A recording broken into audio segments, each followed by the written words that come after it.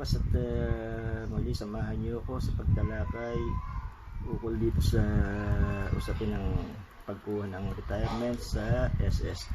Pero bago ang lahat ay kung hindi ka pa nakasubscribe sa channel ko, please subscribe and hit the notification bell for more video uploads.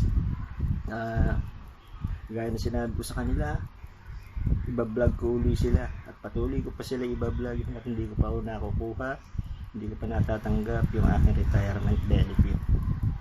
So kanina po galing kami ron at ito po ang 369 weeks na pabalik-balik ako dito sa SS, particularly sa Malabon Puto. Pero hindi ang ano po, hindi ko sinisisi sa Malabon branch to, dahil ang totoo po niyan sa obserbasyon ko at sa mga nababasa natin, sa main po nagkakaroon ng anomalya, korupsyon. Hindi po naman lingid sa ating kaalaman na yung mga nakaraang krimen ay puro korupsyon. Ewan ko lang po ngayon kung meron pa rin. Sa bagay, hindi po maiwasan yan dahil kailan lang po dito sa PhilHealth ay meron din palang mga ganyang korupsyon. So hindi malayong magkaroon din sa SS. At sa lalaki ang sahod ng mga administrator nila, saan nila kukunin yung mga sahod ng 4 million, napakalaki, di ba? Tapos kinakawawa kami mga members, mga nagko-contribute. Sa kagaya ko nga po, sasabihin sa iyo na dalawa ang SS number mo, mali po yan. Nagtataka ako, kay sino ba naman pong gago ang kukuha ng dalawang number ng SS at ibang pangalan pa, hindi ko ba? Common sense lang po yan kaya naiisip nila. Sabi ko nga po sa kanila, ako po ay marino. Pagkatapos pag-graduate ko ng college ay sumakay na ako ng barko. Since 1987 po yun. So wala akong kinukuhang ibang account. So yun ang mga palusot nila na i-expect natin, o yung mga may mangyayaring ganito, expect nila po yung ganyan mga rason nila. At huwag nyo kakalimutan, ang papapayo ko lang sa mga members, lalo na yung mga seaman, seafarers at OFW, lagi nyong i-check at i-update ang inyong contribution, SS contribution, pagka bumabalik kayo ng bansa para magbakasyon. Simple lang naman yan, sandali lang naman, pwede naman gawin online yan kung pumapasok yung contribution nyo, at ipiprint nyo hanggat maaari for future reference po yan. So eto po ang sitwasyon, panoorin nyo ang sitwasyon natin dito sa SS.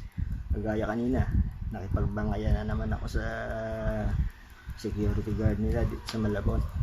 Sa Manong, pasensya na dahil pero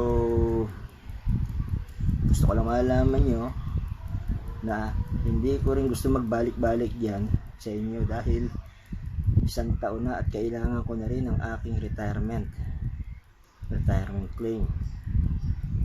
At hindi ko pagkakamalian at hindi rin pagkakamali ng kumpanya na ihulog sa iisang tao, pangalan ng tao, yung sinasabi ng account. So yan ang nangyari po dyan talaga, corruption po yan, o nagamit ng may tao dyan sa SS na gumamit ng contribution ko na 2 barko. Yan po maliwanag dyan, hindi po magkakamali ang kumpanya. Yung mga kumpanya natin matitinig po yung mga yan, at may mga sariling accountant po yung kumpanya natin, kaya huwag nila sabihin na baka nagkamali, baka ganito ganon. Hindi po magkakamali yan. Dahil yan pong mga accountant yan, yan po ang trabaho nila, dyan sila binabayaran. Pag nagkamali sila, sisanti sila. So, tao lang sila.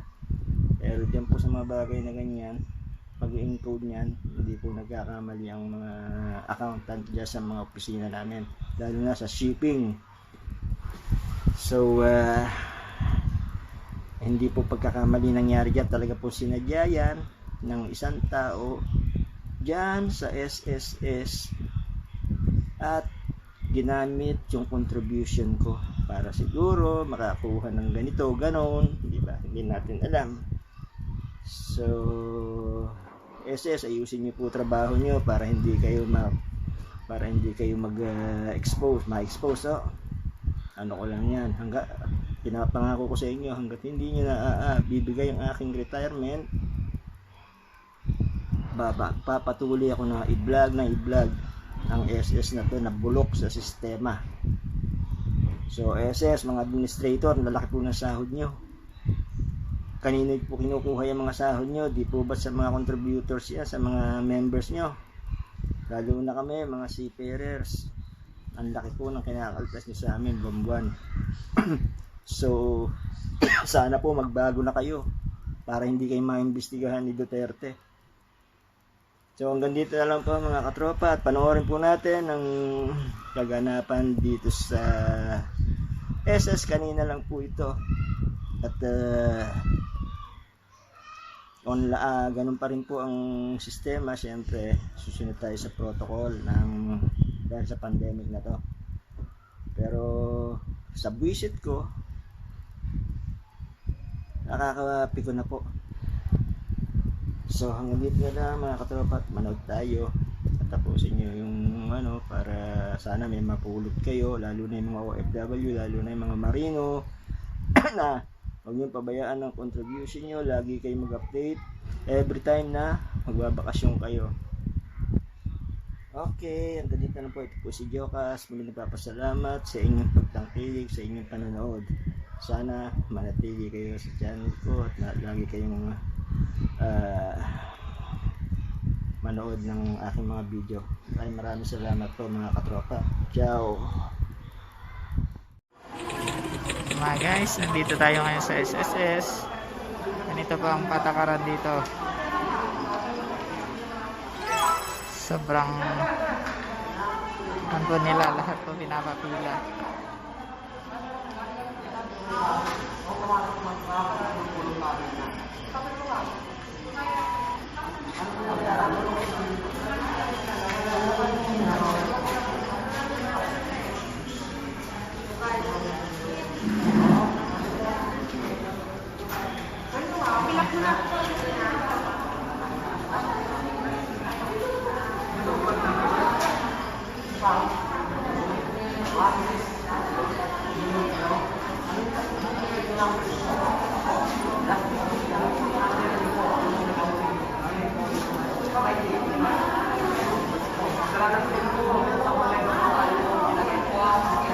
Balik-balik na lang ng SSS, di na natapos.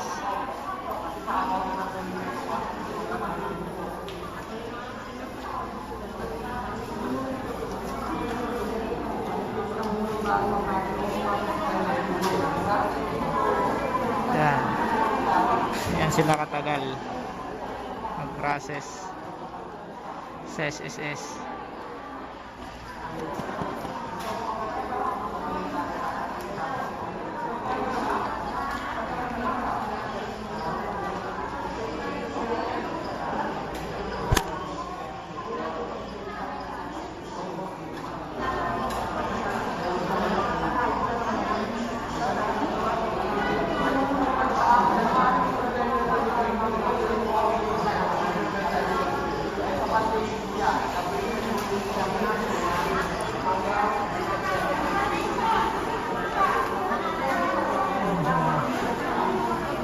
Haba ng pila.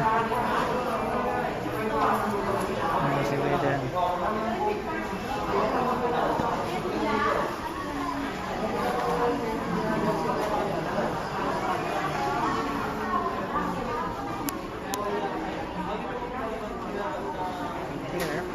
Ay, nakapila.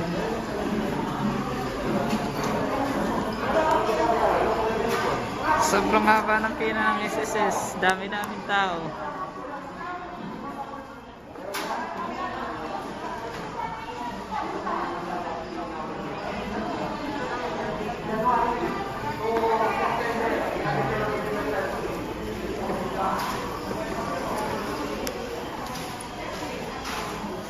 Yan ang pila dyan. Tayo.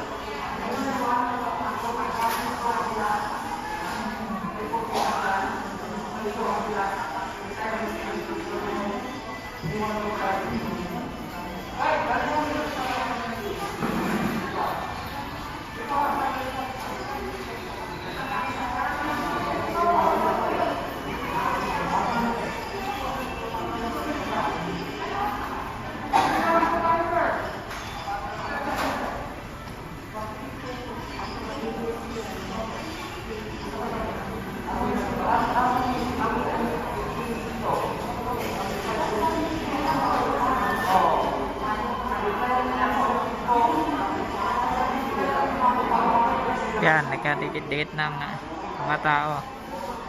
Wala na social distancing.